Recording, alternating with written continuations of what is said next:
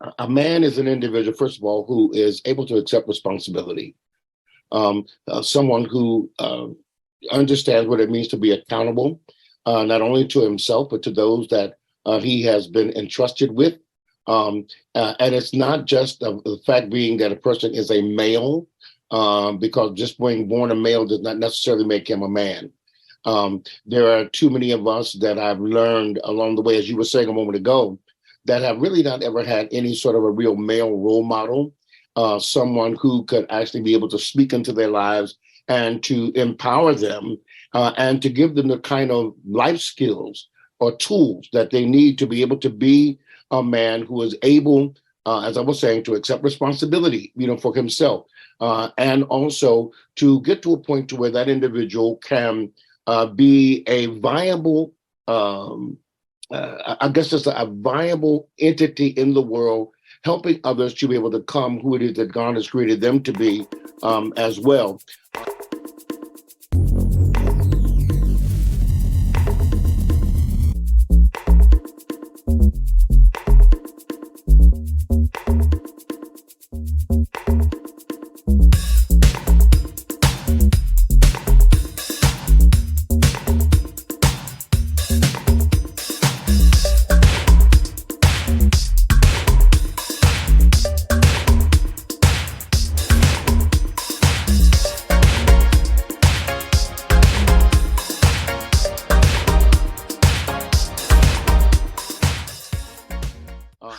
Welcome to another edition of King Crush Thursday, the series where we highlight and uplift Black men, because frankly, not too many people are doing it. My name is Val Gay, and I'm super excited to bring this brother to you today. He is a man of the cloth. He is actually an apostle. He is a leader. His mission right now, this stage of his life, is to empower and uplift leaders and to build up churches. And his name is Apostle Gilbert Coleman. Hello, Dr. Coleman. And good afternoon, Val, and thank you so very, very much to be with you today. I'm honored. Thank you so much for being here, sir. We are creating a repository of 6 questions on our way to 100 answers by 100 different positive and successful Black men, with the goal of expanding the very myopic narrative that is perceived about and for Black men. And, hopefully we'll have young kings who may or may not see positive or have positive Black male role models in their lives, for them to come to this repository, see these same 6 questions answered in 100 different ways, and hopefully find guidance there. And then for the rest of us who are neither Black or even male, to also take a peek into this narrative and hopefully walk away with an expanded idea of what Black manhood is beyond these little slivers that we see myopically. Mm-hmm. And so with that, I'm so grateful that you're here and a part of this narrative busting project. And with that, I'm going to get started with the first question, which is, what does manhood mean to you? That's a very broad question, Val, because of the fact that for me, a man is an individual, first of all, who is able to accept responsibility. Someone who understands what it means to be accountable, not only to himself, but to those that he has been entrusted with. And it's not just the fact being that a person is a male, because just being born a male does not necessarily make him a man. There are too many of us that I've learned along the way, as you were saying a moment ago, that have really not ever had any sort of a real male role model, someone who could actually be able to speak into their lives and to empower them, and to give them the kind of life skills or tools that they need to be able to be a man who is able, as I was saying, to accept responsibility, for himself, and also to get to a point to where that individual can be a viable, I guess it's a viable entity in the world, helping others to be able to come who it is that God has created them to be, as well. And so again, like I said, it's a very broad question, but at the same time, for me, that's about how as definitive as I believe that it should be, to be accountable, to be responsible, and also to understand that just because of the fact that we hit 21 does not necessarily mean that we're mature either. Because I've seen men right now in their 40s, 50s, 60s, even, who unfortunately are individuals who are still somewhat infantile in the way that they carry themselves, and are not responsible as it relates to how it is that they're going to help empower the next generation. Yes, yes. Thank you so much. So, Dr. Coleman, who and or what is important to you? Well, first of all, it's important to me that at the end of my tenure here on earth, that my children still want to be around me. I'm almost about to tear up. I just recently celebrated a birthday, and all of my children were with me, and three of them actually live outside of the state where I live. I live in New Jersey, and one of my daughter, on my own. In fact, she reminds me she's my only daughter, and so yeah, because I have many spiritual daughters, but she's my only daughter. And then I have a son along with her. They both live in Atlanta, and then I have a son who lives in Los Angeles. And they all flew in to be with me on my birthday. And then my oldest boy, he lives in Philadelphia. And so they were all with me, along with my grandkids, great grandkids. They're all around me.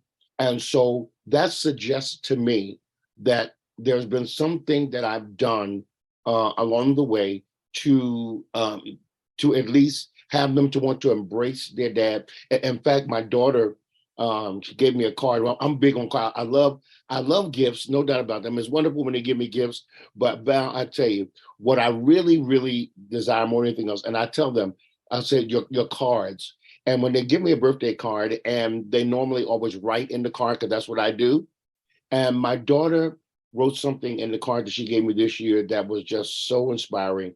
And she said, Dad, she said, I marvel at how it is that you allow yourself, that even at the age that you are now, to adapt to the society and culture around you, and that you're not allowing yourself to remain stuck in your own generation and not being able to embrace what it is that is happening in the present generation and those generations that are to come. And I'm telling you, man, it just really affected me in a very deep way. And then, like I said, Val, to know that they honestly want to be with me, because yourself being a black, and I can see refined and cultured woman in this day and age, that a lot of times dads get a real bad rap, and I watched constantly, especially when it comes down to our entertainers, when it comes down to our athletes, and whenever it is that they have the mic stuck in their face, rather than saying, hey, Dad, hey, Grandpa, it's always, hey, Mom. Yeah, it's always, hey, Mom, and I'm not trying to downplay that. But what I am saying, though, is what happened? Where's the disconnect where Dad is no longer the guy that we want to be like? Because of course we see the older pictures, from when the little guy he's got his dad's jacket on and the hat is drowning him and he's in his shoes and all that. And we don't have that anymore, because along the way, at some point, in fact, a lot of young people had even said that they would look at Dad and then they looked at the guy on the corner selling drugs, and he's driving the Benz, he's driving the BMW, he's got the gold chains and all that kind of stuff. And Dad is coming home sweat-ridden, maybe clothes disheveled, that sort of thing. And the level of respect for Dad was not really given because of the fact that they saw something that seemingly was more prosperous and had more effect. So like I said, I know I kind of went on. I'm sorry, but okay. But the truth is, like I said, for me, my kids, my grandkids is everything for me. That's really beautiful. That's really beautiful. Thank you. Thank you so much, sir. So, Dr. Coleman, how do you want us to see you? I want you to see me, and if this makes sense, not as Dr. Coleman. but as Gilbert Coleman.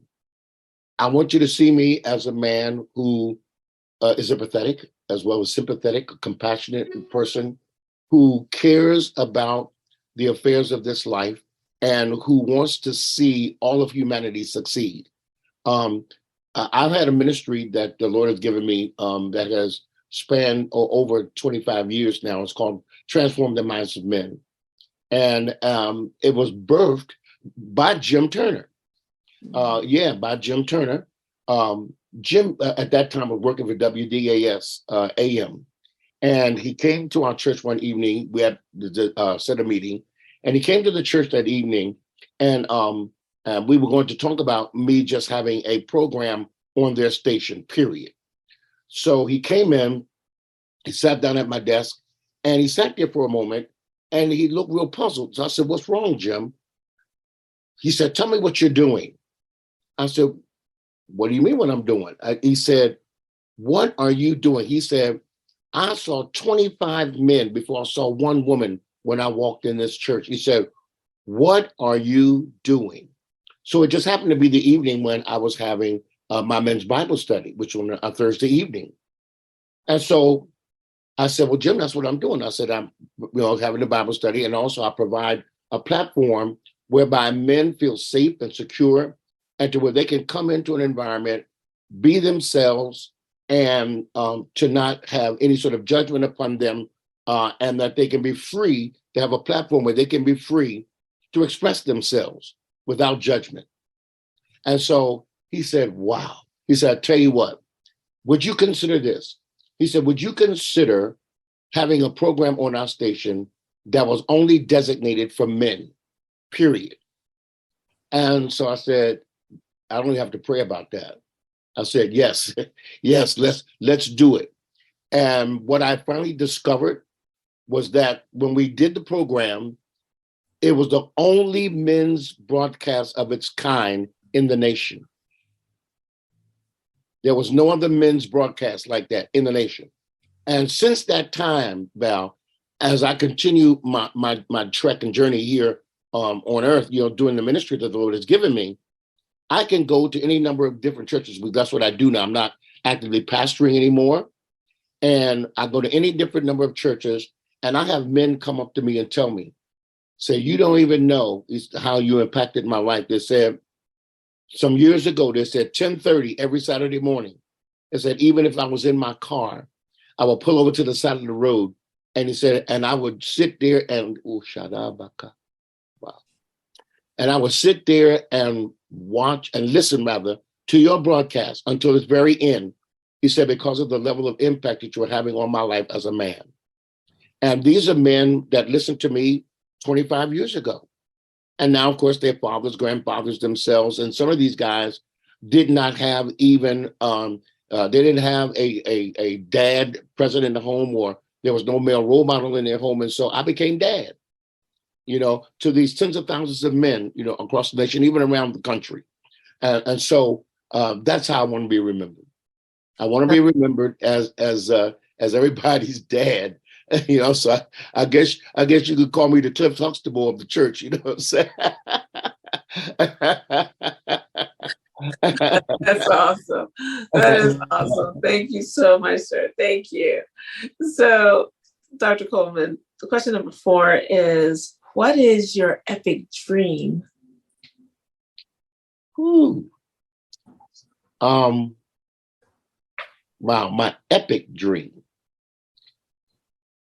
Well, I tell you what, my epic dream is this, and I guess maybe I've kind of summed it up in some of the previous things I've said, but my epic dream is that when it's all said and done for me, I want to know that my life mattered.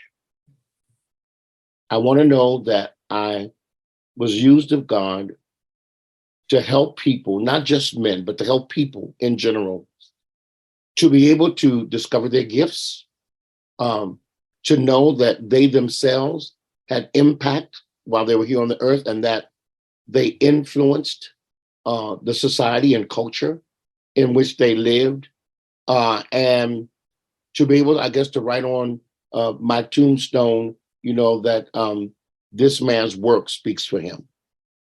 And I guess I would say that's my epic dream, because a lot of what it is that I desired to accomplish in this life thus far, I've accomplished. I had a real great dream that I wanted to go to.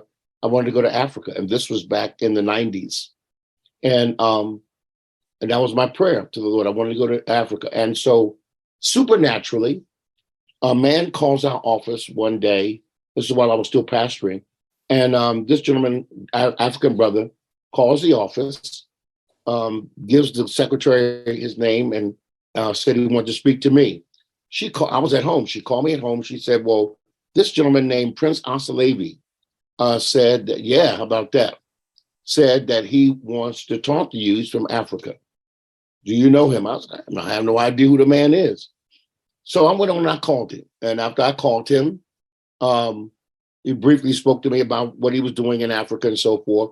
And then he said he was looking for someone he could partner with to be able to come and join him in ministry there in Africa. He was an evangelist. So I said, "Oh, okay." I said, "But let me ask you this." I said, "Before I consent to anything else, how did you come to call me?" He said he went into an 800 numbers listing. He said he just went down the list and asked the Lord to show me who should he call. He stopped at my name and called me. And as a result of it, a year later, my wife and I and a couple others, we took a trip, and that was to Ghana, West Africa. And that was my introduction, into Africa. And I've been traveling to the continent.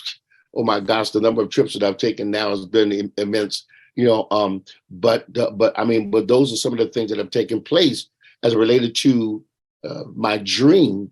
I wanted to be able to see, the church come to a place to where we were more than just a cathedral, to where we come to a place to where we were actually able to have influence in the culture, and to where we could actually be able to truly make a difference, and not just to be seen as some sort of an entity, that always supposed to do is to inspire people, but never to see anybody be transformed.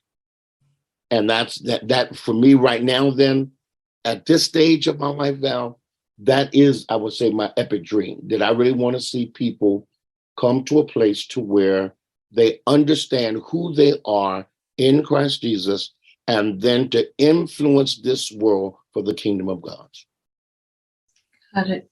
Awesome. That was beautiful. It's beautiful. Thank you, sir.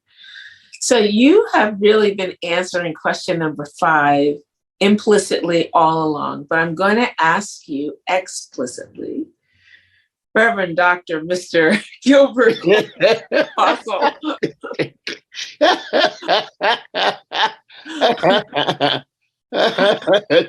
Who are you? Oh my gosh, I'm just a little nappy-headed boy from North Philadelphia.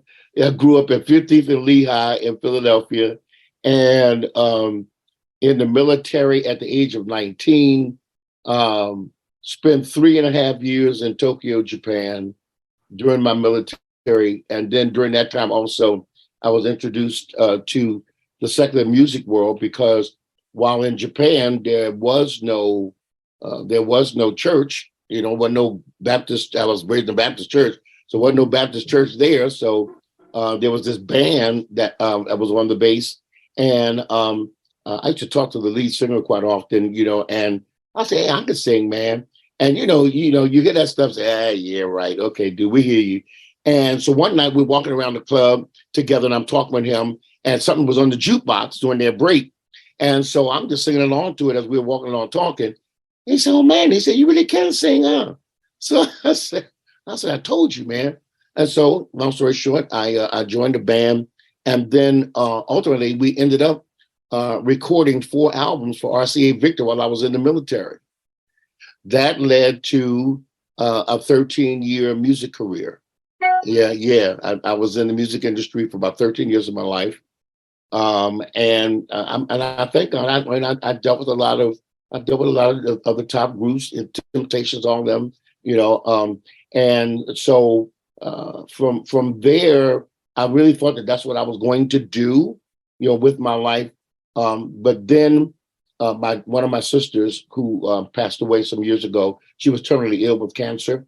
And she kept telling my mom, said, tell him I really want him to come home. Would he please come home? And I answered the call. I went back, came back home because if she was going to expire, I wanted to make sure I was around. And I came back home. And once I got back home, the Lord said to me that, hey, man, it's time to reconnect, and I did that. I went back to the church and I have not looked back since, So right now, Gilbert Coleman is just a man who is surrendered and yielded and submitted to the sovereign will of God. I turned our ministry over to my oldest son. I turned it over to him about 9 years ago now. And so that's why you got all the Reverend Dr. Bishop Gilbert, Apostle, all that stuff, right? That's why I'm doing what I'm doing now, because as we started out by saying that my responsibility to the world right now is for me to strengthen pastors. Pastors really have a very difficult position, especially with us being even right now on the heels of the pandemic, and then to have been able to meander their way through a pandemic was really, really, overbearing, for a lot of guys and gals, of course, who were trying to keep their congregations together in the midst of that. And even now, trying to bring these congregations still to galvanize them back into a working unit once again, after having gone through all of that. And so now to be able to have someone who's an advocate, for these pastors, and also to help empower these churches, to once again become the viable entities that the Lord created them to be, that we're going to have the kind of impact in culture and society that we're supposed to have. That's really beautiful. Thank you. Thank you for that.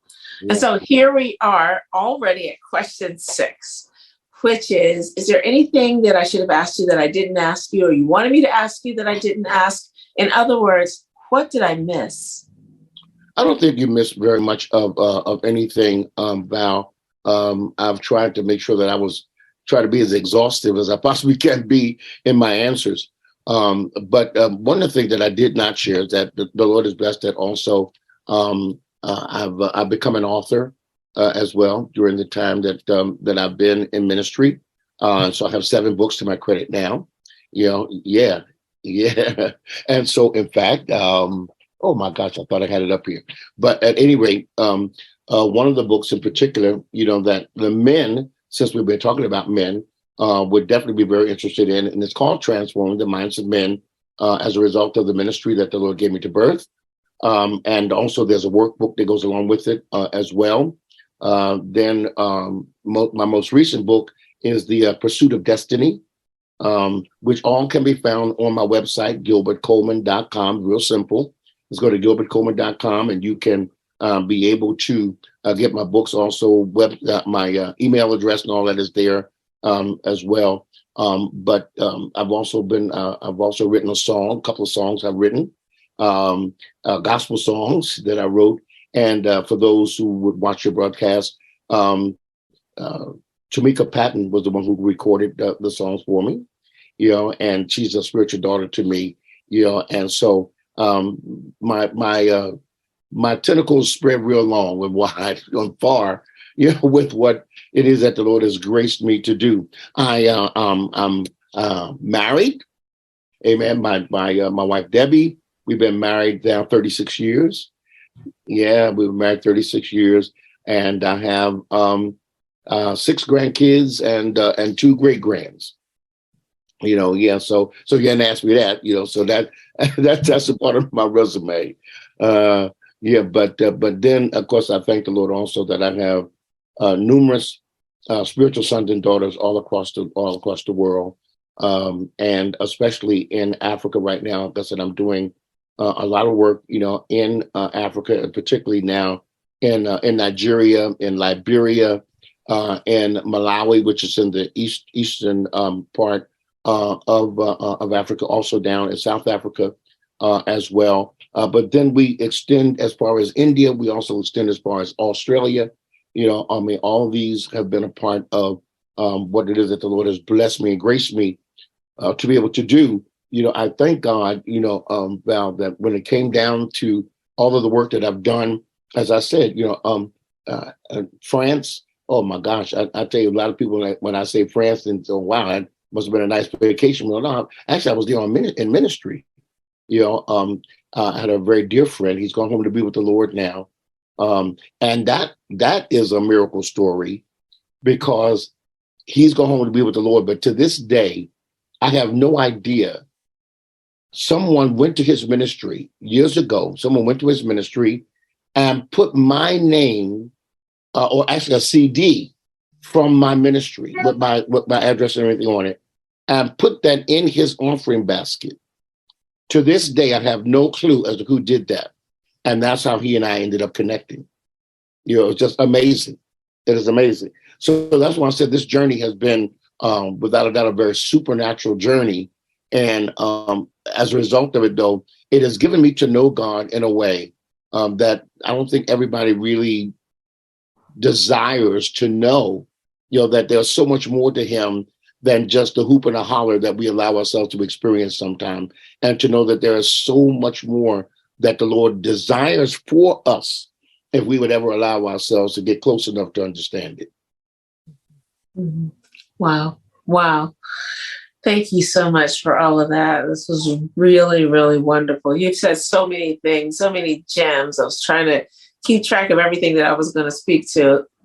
First for me is, as a daddy's girl, I have to admit, I will sometimes go, "Hey, Mom," but my daddy knows. He knows. Okay. My daddy knows. Also, I just really appreciate all of the many areas of your life that you've been, touching and empowering and encouraging others through all these different avenues of your life. And so I'm so grateful for that. And so I just honor you, my King, and I pray that God will continue to bless you, to deepen you, to widen you, that your epic dreams continue to come true and be manifested, that you continue to have a positive impact in this world and as you're strengthening others. And I just thank you so much for being here today. Well, I received that, Val. Thank you so very, very much. And I applaud and celebrate what you are doing as it relates to talking to Black men and for them to, or us, I should say, to be able to come on this broadcast, on this platform, and be able to express ideas that sometimes don't get heard because it gets lost in the white noise, all around us. And then, as I was saying earlier, that too often men get a real bad rap, all because of the fact that there are a few, that are bad apples, so to speak, and can spoil it for the remainder of us. But for the world to know that there are some of us that are, without a doubt, walking with the Lord, desiring to do things the right way, and also that we're making a very positive impact, on the culture and society and the world around us. So that the kingdoms of this world will become our God's kingdoms and of his Christ. Thank you. Thank you so much. And thank you for joining us today. I hope that you enjoyed this conversation as much as I have. And if there is a positive Black man in your life that you want to see highlighted in this forum, please click the link below or in my bio, fill out the nomination form, and we'll take it from there. That's actually how we got Reverend Dr. Bishop Apostle through Jim Turner nominating him. So we're so grateful for that. And I should say, I want to be very careful when I say successful. Success does not have to mean what someone does for a living, but the impact that man has on the lives around him, from the nuclear family to the community writ large and everything in between. Those are the brothers that we want to talk to and expand this narrative. I'm so grateful that you're here today. And in the meantime, stay tuned for yet another amazing King next week. And remember to please spread love, and have a great day. Thank you so much. And really, for real, Bishop, Apostle, Dr. Please, Coleman. let me tell you something real quick. That's always been like a joke for me, because I have one of my email addresses. I use Reverend Dr. Bishop, Reverend Dr. and it's a Yahoo account. But man, I did it as a joke, because I'm saying, man, all that title. I said all those doggone titles, and I think that's one of the things that as you continue talking to men, and I pray that somebody will talk about it, that all those titles mean absolutely nothing. They're superfluous, mean nothing any whatsoever, because the title means nothing if there's no character to back it up. Ding, ding, ding, ding, ding. Amen. Okay. And that's what we're here for, sir. So thank you so much. That was so wonderful. It's my pleasure, Val. Thank you for having me. Trust me, I truly, truly appreciate it. I applaud you. Celebrate you, and believe that God will continue to do amazing things through you and through your ministry. Thank you. Thank you, sir.